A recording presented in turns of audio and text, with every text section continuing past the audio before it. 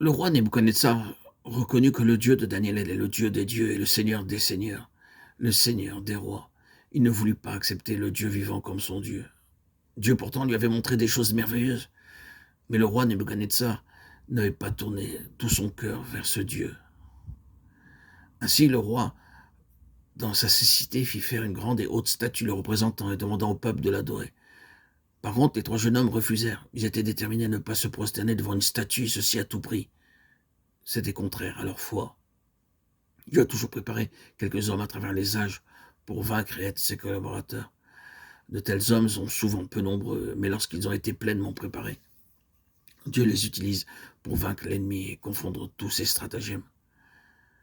Remarquez l'arrogance des paroles de Nebuchadnezzar. Quel est le Dieu qui vous délivrera de ma main? Quelle était sa folie et sa cécité? Les 3 jeunes hommes demeurèrent calmes malgré la menace de les jeter dans la fournaise ardente.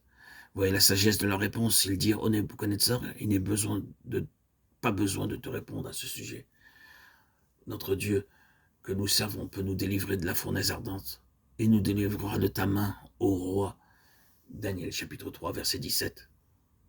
Sinon, sache, ô roi, que nous ne servirons pas tes dieux et que nous n'adorerons pas la statue d'or que tu as élevée. Daniel 3, 18. Les menaces du roi ne purent pas ébranler la foi des jeunes hommes. Ils savaient que leur Dieu était le Dieu vivant et qu'il était tout-puissant, plus que le diable ou même que le roi qui était devant eux. Roi que de nom. Sans aucun doute ni question, dans leur cœur, ces 3 jeunes hommes dirent: « Ô roi, bien que nous allions être jetés dans la fournaise ardente, nous refusons de nous courber devant ton idole. Même si Dieu permet que nous soyons brûlés dans la fournaise, nous ne nous y opposerons pas. Si vous désirez vaincre, vous ne devriez jamais douter à l'égard de Dieu. Même s'il vous fait passer par des épreuves ardentes, vous n'avez pas le droit de le questionner. Croyez que sa voie est parfaite et la meilleure pour vous, et que tout ce qu'il fait dans votre vie est pour votre bien. C'est la véritable foi. Le noble exemple de ces 3 jeunes hommes nous inspire. Bien que menacés de mort, ils refusèrent de se prosterner devant des idoles. Ils dirent: « Notre Dieu que nous servons peut nous délivrer de la fournaise ardente. » Verset 17, chapitre 3.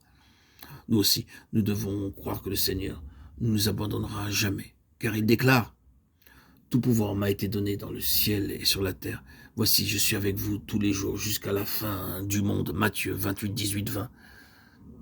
Le Seigneur utilisera cette puissance pour prendre soin de nous. Nous ne devrions jamais craindre de prendre une position de fermeté.